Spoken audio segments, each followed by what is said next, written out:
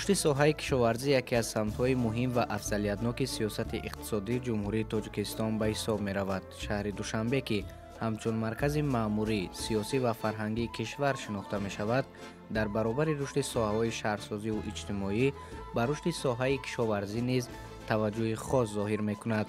бо вуҷуди маҳдуд будани заминҳои корам, роҳандозии усулҳои нав, истифодаи технологияҳои муосир ва барномаҳои давлатии дастгирии кишоварзон имконият медиҳад, ки пойтахт дар таъмини амнияти озуқавории худ саҳми арзанда дошта бошад. барои рушди устувори соҳаи кишоварзӣ санадҳои муҳим аз ҷумла барномаи давлатии рушди соҳаи кишоварзӣ барои солҳои 2021-2025 ва дигар қарорҳои ҳукумати ҷумҳурии Тоҷикистон қабул гардиданд. дар асоси дастур супоришҳои пешвои миллат муҳтарам Эмомалӣ Раҳмон, роҳбарияти шаҳри Душанбе низ стратегияи рушди соҳаи кишоварзиро бо дар назардошти хусусиятҳои замини шаҳр мутобиқ гардонида, барои ҳар як порча замини мавҷуда истифодаи оқилона ва самаранокро ба роҳ мондааст.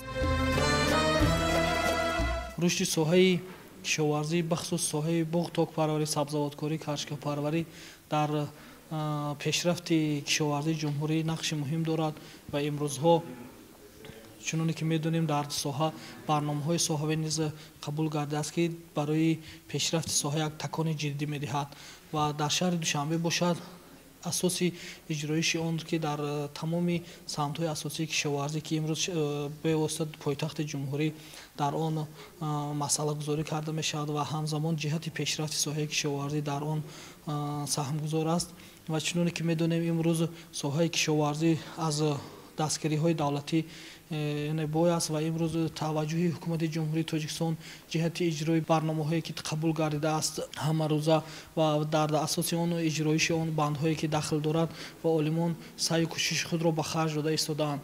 қайд кардан ба маварид аст, ки дар соҳаи буғ токпарварӣ агар мисол гирем, зиёда аз 4 барномаҳои давлатие ки имрӯз аз соли 2006 оғоз гардида то ин муддат давра ба давра барномаҳо қабул гардид ва барномаи охироне ки дар соли 2024 аз 1 октябри таҳти рақами 521 тасдиқ карда шуд, дар рушди соҳаи буғ токпарварӣ бахусус ситруспарварӣ як такони ҷиддие дода истодааст, чунки новобаста аз иҷрои барномаҳое ки имрӯз дар ҷумҳурӣ ҳаст, ҷиҳати таъмини иҷрои ин барномаҳо ва дастгирии соҳавӣ ва бахусус бандҳои дахлдоре ки ҳаст, олимони институтии буғ токпарварӣ ва сабзавоткорӣ саъю кӯшиш намуда истодаанд, ки дар тамоми манотиқи ҷумҳурӣ бахусус шаҳри Душанбе ҷойгиркунии дарахтони мевадиҳанда вобаста ба тағйирёбии иқлим, он наву намунаҳое ки имрӯз чи дар тамоми ҷумҳурӣ, чи дар пойтахти ҷумҳурӣ парвариш меёбад, пешниҳод намоянд ва гуфта мешавад, ки ҳам навҳое ки ҳаст имрӯз дар ҷумҳурӣ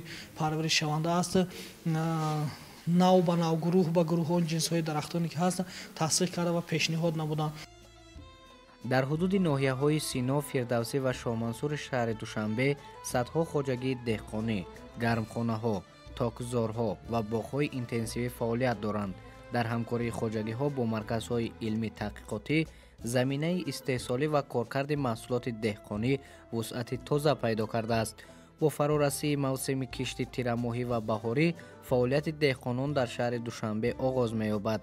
соли равон беш аз 300 гектар замини корам кишт карда шудааст, ки асосан зироатҳои пахта, сабзавотӣ, ғалладонагӣ ва лӯбиёгӣ мебошанд. ҳамзамон дар заминҳои назди ҳавлигӣ низ деҳқонон ба парвариши маҳсулоти кишоварзӣ машғуланд.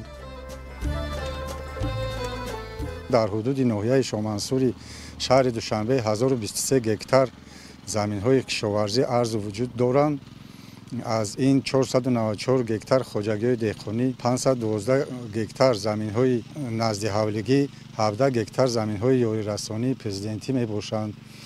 ҷамъоварии ҳосил дар соли ҷорӣ чунин аст: ғалладонагиҳо 1415 азда 3 тонна, картошка 1305 тонна, сабзавотҳо ҳамагӣ 4801 азда 7 тонна ва чиниши пахта тибқи нақша 80 тонна ва иҷроиши он ба ҳолати 18 ноябр 84 тонна, ки 104%-ро ташкил медиҳад. кишти тирамоҳӣ яке аз марҳилаҳои муҳими давраи кишоварзӣ ба ҳисоб меравад, ки барои таъмини амнияти озуқаворӣ, истифодаи самараноки замин ва афзоиши ҳосили зироатҳо нақши муассир дорад. дар шаҳри Душанбе ки иқлими он ба парвариши зироатҳои гуногун мусоид аст, кишти тирамоҳӣ имконияти фаровон фароҳам меорад. пас аз ҷамъоварии ҳосили тобистона, кишти тирамоҳӣ имкон медиҳад ки замин дар ҳолати холигӣ намонад ва ба гардиши дурусти зироат мусоидат кунад. маҳсулоте ки дар тирамоҳ кишт карда мешаванд, дар аввали баҳор ҳосил медиҳанд ва бетаъхир ба бозор бароварда мешаванд. кишти тирамоҳӣ ҳосили иловагӣ меорад ва ба зиёд шудани даромади кишоварзон мусоидат мекунад.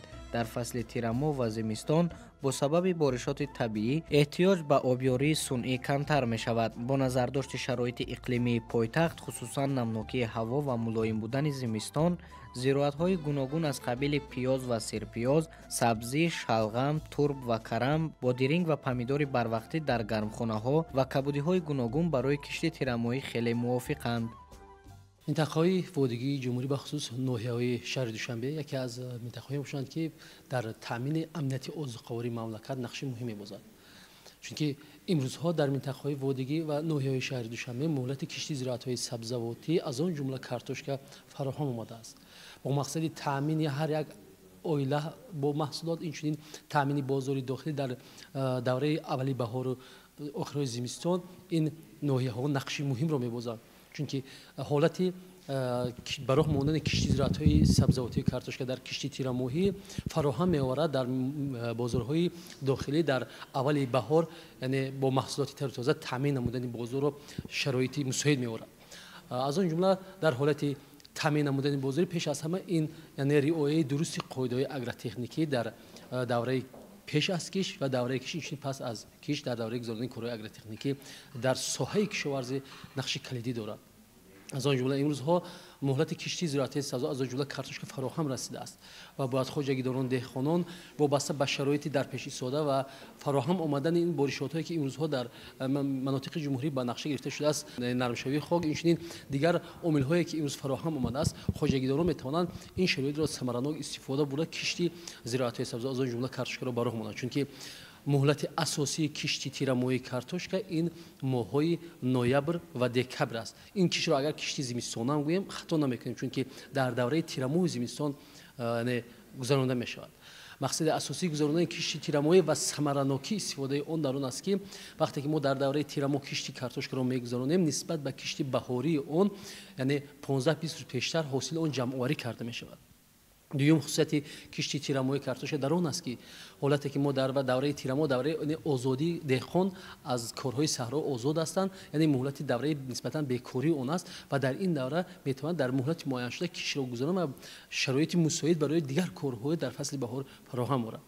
ва дигар хусусияти кишти тирамоҳии зироатҳои сабзавот дар он аст ки баҳори барвақтӣ ҳосилро ҷамъоварӣ мекунад ва пеш аз ҳама оилаи худро бо маҳсулоти ниёзи аввалия таъмин мекунад, дар дараҷаи дуюм бозори дохилиро бо маҳсулот таъмин мекунад ки ин аз баландшавии нархи маҳсулот дар давраи баҳор пешгирӣ мекунад. ва хусусияти дигари кишти тирамоҳӣ дар он аст ки мо дар шароити ҷумҳурӣ се давраи кишт дорем: кишти тирамоҳӣ, баҳори барвақтӣ, кишти яъне такрории зироатҳоро дорем ки дар ин ҳолат, яъне вақте ки мо кишти тирамоҳиро ба роҳ мемонем, баҳори барвақти ҳосилро ҷамъоварӣ мекунем ва шароити мусоид барои кишти такрории дигар зироатҳо фароҳам меояд. барои ҳамин ба хоҷагидорон, деҳқононе ки дар шароити минтақаҳои водигӣ, хусус дар ноҳияҳои шаҳри Душанбе ки ба хоҷагидорӣ, ба кишоварзӣ машғул ҳастанд, тавсия метаҳем ки кишти зироатҳои сабзавотию картошкаро дар давраи тирамоҳ ба роҳ монанд ва вобаста ба шароити минтақа, инчунин риояи қоидаҳои агротехникӣ ҳосили хуб ба даст оваранд. кишти тирамоҳӣ барои шаҳри Душанбе имконияти васеъ барои таъмини бозори маҳаллӣ бо маҳсулоти тару тоза, афзоиши иқтидори истеҳсолӣ ва истифодаи оқилонаи зироатҳои мавҷуда мебошад. дастгирии деҳқонон, таъмин бо тухмии босифат ва маслиҳатҳои агрономӣ аз омилҳои асосии рушди ин раванд мебошад. бо роҳандозии кишти дуруст ва нигоҳубини саривақтӣ дар фасли баҳор, шаҳри Душанбе метавонад як манбаи муҳими маҳсулоти кишоварзии тару тоза гардад. ҳоло мо дар яке аз заминҳои кишоварзии ҳудуди шаҳри Душанбе қарор дорем ки айни ҳол дар ин ҷо кишти тирамоҳӣ идома дорад ва дар заминҳо деҳқонон ба кишту кор ва омодасозии заминҳои кишт машғул ҳастанд. бо таъмин намудани заминҳои кишт бо сабзавотҳо ҳамчунин сокинони шаҳри Душанбе ва бозорҳои дохилии шаҳр бо маҳсулотҳои тару тоза таъмин мегарданд. яке аз дастовардҳои муҳим истифодаи усулҳои заминавии кишт аз қабили обёрии қатрагӣ, гармхонаҳои энергияи камасраф, тухмии беҳтарини зироатҳо ва модулҳои кишоварзии рақамӣ мебошад. ин раванд боиси афзоиши ҳосилнокӣ ва камхарҷ шудани раванди истеҳсолот гардидааст. дар шаҳри Душанбе ҳар сол бо фарорасии мавсимҳои кишт, тирамоҳӣ ва баҳорӣ корҳои кишоварзӣ вусъати тоза мегиранд. соли ҷорӣ кишти гандум, ҷав, зироатҳои лӯбиёгӣ, пахта ва сабзавоти мавсимӣ дар майдонҳои муайяншуда роҳандозӣ шуда, кишоварзон бо истифода аз техникаҳои муосир ва таҷрибаи пешрафта ҳосили беҳтарро ба даст оварданд. дар парвариши зироатҳои кишоварзӣ обёрӣ ин асоси кор аст. яъне ки бо об таъмин кардан, реҷаи оба риоя кардан хеле муҳим аст. таҷрибаҳо хеле зиёд гузаронда шудагӣ аст дар ин самт, яъне ки дар самти боғдорӣ. ва имрӯз мебинем ки тараққиёти соҳаи боғу токпарварӣ вобаста ба он барномаҳои давлатие ки қабул гардиданд хеле пеш рафта истодааст.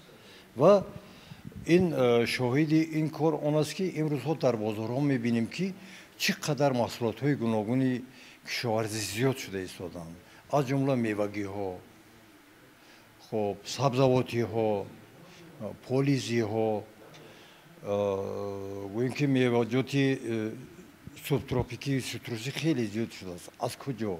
яъне ки инҳо аз дигар давлатҳо, аз дигар гӯем кишварҳо вориди кишвари мо шуданд, аллакай парвариш ёфта истоданд, лекин технологияи парвариши ин гуна дарахтону ин гуна зироатҳое ки ворид мешаванд талаб мекунад ки режими обёрии онҳо бояд ки риоя карда шавад. ин танҳо тавассути обёрии қатрагӣ ва таҷрибаҳо аллакай хеле гузаронда шудааст аз тарафи олимони институти боғу токпарварӣ ва сабзавоткории академияи илмҳои кишоварзии тоҷикистон ки мо метавонем ки тавассути обёрии қатрагӣ бо нориҳои маъданӣ таъмин кардани яквақта таъмин кардани ҳамаи он гӯем ки дарахтоне ки дар майдонҳои гуногуни боғҳо ҷойгир ҳастанд, тавассути об ҳамин маъданҳоро ворид намоем ки ин ба рушди растанӣ, ба ҳосили растанӣ ва ниҳояти кор ба сифати худи мева хеле таъсири мусбӣ мерасонад ва кор хеле зиёд осон мегардад. яъне ки вақте ки мо обёрии анъанавӣ, яъне ки ҷӯяки дигар ё ки ҳалқагӣ агар ки пештар истифода мекардем, имрӯз тавассути обёрии қатрагӣ ин корҳо аз байн меравад. танҳо дар солҳои аввал баъзан хароҷотҳои гуногун мешавад вобаста ба ҳамон тарҳи замин, вобаста ба типи хок, вобаста ба ҷойгиршавии ҳамчи қадар ниҳолҳо каму беш хароҷотҳо гуногунанд, лекин ин хароҷотҳо ҳама ба фоидаи кор ҳастанд ва метавонанд ки ба сифат, ба ҳосилнокӣ ва маҳсулнокии худи дарахтони мевадиҳанда ва дигар зироатҳои кишоварзӣ мусоидати хуб кунанд. хоҷагиҳои кишоварзии пойтахт тадриҷан ба истифодаи системаҳои обёрии қатрагӣ, кишти зироат бо усули агротехникӣ ва истифодаи биоинноватсияҳо рӯ меоранд. ин амал на танҳо самаранокии замин, балки ҳосилнокиро низ ба маротиб афзоиш медиҳад. дар ҳудуди ноҳияҳои пойтахт якчанд хоҷагиҳои намунавӣ фаъолият мекунанд ки барои дигарон ҳамчун макони омӯзишӣ ва таҷрибавӣ хизмат менамоянд. яке аз мушкилоти асосии ҷаҳонии имрӯза норасоии ғизои солим ва ҳосилнокии зироатҳои кишоварзӣ ба шумор меравад. дар ин баробар яке аз унсурҳои асосии табиат ин хок ба шумор меравад. дар баробари 4 унсур хок ҳам яке аз унсурҳои асосӣ ба шумор меравад. баланд бардоштани ҳама гуна ҳосили зироатҳои кишоварзӣ сарчашма мегирад аз хоки солим, яъне хоки ғизонок. البته امروز در سراسر جمهوری تاجیکستان که اکثریت زمین های ما در وادی و نیشابی ها جایگیر شدن، مشکلات غذایی خاک سالم دیده می شود. از این خاطر عالمان متخصصان ساحه خاکشناسی و اگروکیمیا برای بلند برداشتن حاصلناکی ترکیب خاک یک قطار دستورالعمل، توصیه ها و کارهای علمی و نظری را به راه مانده ایستادند. از این خاطر در تجربه نشان میدهند که سال تا سال حاصلناکی زراعت‌های یک قطار زراعت‌های کشاورزی بنابر سبب پس بودن غذای سالم خاک از نگاه توصیه علما حاصلناکی درست گرفتن نمیتونه و برای کشاورزان و زمین استفاده برندگانی که در ساحه کشاورزی کار فعالیت دارند البته همکاری رو با علمان و متخصصان ساحه خاکشناسی باید به راه مانند. پیش از همه البته در حدود شهر دوشنبه پایتخت عزیزمان که یک قطار زمین‌های خواجگی دهقانی علاقه به حدود شهر دوشنبه که وارد گشتند و آنها با طبق نقشه تصدیق نمودن وزارت کشاورزی جمهوری تاجیکستان زراعت‌های تصدیق نموده علاقه کش کرده میشوند و تجربه نشان میدهد که بعضی مثلا زراعت‌های روغن دهنده و رستنی‌های زراعت‌های غله‌دانگی‌ها حاصلناکی که در طلبات امروزه البته لازم است بعضیشان گرفتن نتونستند، چون که اگرتکنیکای پرورش و اگرتکنیکای کارکردی خاک رو درست به راه نمودن. از این خاطر خواهش میکردیم که پیش از آنی که زمین استفاده برندگانی زمین و کشاورزانی خواجگی دهقانی حتما باید تشخیص خاک رو گذرانند. وقتی که در ترکیب خاک ماده‌های الیمنت‌های غذایی ماکرو و میکرو الیمنت‌ها و میکروارگانیسم هایی که از جهت بیولوژی فعال هستند پورا دسترس می باشند، این باعث اون میگردد که حاصلناکی همه زراعت‌های کشاورزی بلند گردد. از این خاطر ما توصیه میدیم که پیش از آن که در مرکز مثل شهر دوشنبه انستیتوت خاکشناسی و اگروکیمیا با آزمایشگاه تجهیزانیدنی از حساب لایحه بلند برداشتن استواری کشاورزی تامین گشته است و میتوانند آنها مراجعت نمودن برای معین کردن غذای خاک مثلا زمینی که آنها استفاده میبرند دانند و در اساس توصیه علمان متخصصان یعنی استفاده برای نوری‌های ارگانیکی و مینرالی از روی معیار و در مهلت‌های معین رو به راه مانند. این همکاری اون رو نشان میدهد که برای در عمل تطبیق نمودن مثلا رسیدن به یکی از هدف‌های حکومت جمهوری تاجیکستان تامین امنیت عضوقواری اهالی کشور مساعدت کنند. البته جهان امروزه بنابر سبب نارسایی غذای سالم ما را مجبور می‌سازد که با همکاری یعنی رابطه علم با استحصالات را چقدر زیاد گردانیم. در این مورد ما میتونیم که با نتیجه دلخواه رسیم. در شرایط تغییریابی اقلیم و محدود بودن زمین‌های کشاورزی استفاده گرمخانه‌ها در شهر دوشنبه همچون یک راه مؤثر برای استحصال محصولات کشاورزی تر و تازه مخصوصاً در موسم تیرماه و زمستان اهمیت بزرگ پیدا نموده است. امروزها در منطقه‌های مختلف پایتخت بخصوص در زمین‌های نزد حولگی و خواجگی‌های دهقانی ده‌ها گرمخانه‌های زمانوی فعالیت دارند که در آن زراعت‌های گوناگون از جمله پومیدور، بادرینگ، قلمفور بلغاری، سالاد، کبودی‌ها و حتی زراعت‌های تروپیکی پرورش می‌یابند.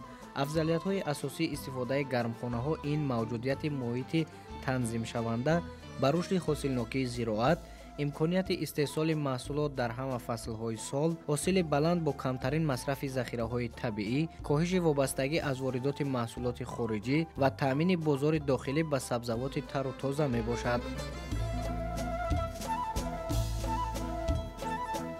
تکنولوژی پرورش زراعت‌ها گوییم که در حدود شهر دوشنبه باشد، بیرون از شهر دوشنبه باشد، در ناحیه‌ها و ولایت‌ها باشد، تکنولوژی پرورش آنها همه وقت یک خیل است و با همین نگاه کرده ما باید که رعایت آن قاعده‌های باغداری است، قاعده‌های گوییم که کشتی زراعت‌های سبزیجاتی و دیگر زراعت‌ها هست، این را به نظر بگیریم و آن گرمخانه‌هایی که امروز عمل میکنند ثمرناک استفاده بریم.